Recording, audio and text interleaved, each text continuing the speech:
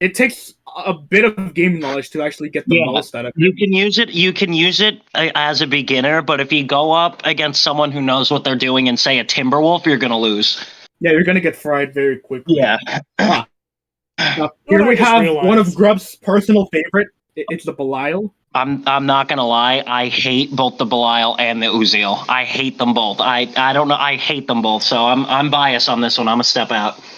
I'm pretty sure no one's gonna argue with me that this is S tier, like easily. Yeah. In vanilla, it's like in vanilla. There's kind of an asterisk to it because it's very like hard counter, but it's easy to counter. But with rebound, like you have the target camera and you have more health than you're playing, and the cheap pull saves as well. So. Yeah, the thing about the vanilla Belial was that it had no defense whatsoever.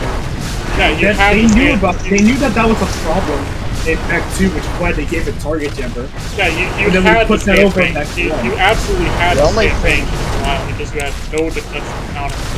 But the only thing that Belial had going for it was the Goss, and obviously. Yeah. Well, it was a nimble. It's a flying pair of Goss at vanilla, which is valuable. And obviously, and you had some overheating issues too with the Belial and vanilla. Yeah. It wasn't that bad if you knew how to manage it.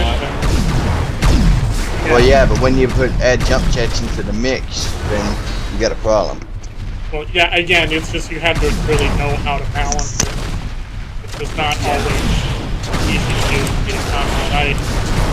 And rebound, the fact that it has target jammer also gives it a degree of survivability. Like, if you're in a dire situation, you can just pop that target jammer and get out, which doesn't take a lot of knowledge to figure out. So, that's one of the main mechs I recommend every, like, new player to pick up. Like, I'll get into the other mechs later, but the Belial is definitely, like, super brain dead. And also, if you really want to push its performance, you can get down like some weapon combos, like 3 SRMs, then the Goss firing, and then 3 SRMs again.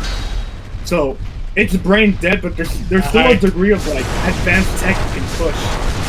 I tried to push that in my video when I discussed it. I ended up teaching that to one of the new guys I was setting up because I put him in a Belial and I taught him that combo that you like brought up. So yeah, it worked. I don't think I was the first. I don't think I was the first person to discover that, but I've definitely gotten it. You really pushed it, and I picked it up, and now I'm just gonna tell everyone that like weapon combos are very important to how you play the mech.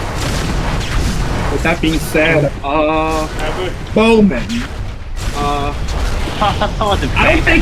I don't think any of you people are gonna fault me for saying that it's a really hard mech to get use of. Yeah.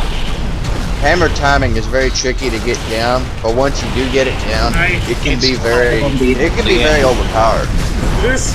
To this day, I just cannot get the hang of hammer. That's my hammer.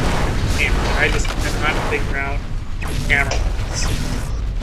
Like I've never been very good with it myself. I tried for a while. If you remember, I was really trying to learn the hitbox for a while, and I got kind of good with it. I could just never figure out something about it. Another thing about the hammers that is gonna trip a lot of new people up is that most of them tend to fully charge them, and that's not how you play the Bowman at all. But you're gonna want to keep playing it at close range. And if you're gonna play it at long range, just don't even bother. Yeah. I've had like. Wait, did I just drop? Okay, good. You were like running. Your mech was running. Well, hammers. People have done 2-on-1. Your mech was running in place. A trick to getting good with hammers is it's all about timing and it's about your range. You gotta get your timing down and you gotta place your shots well.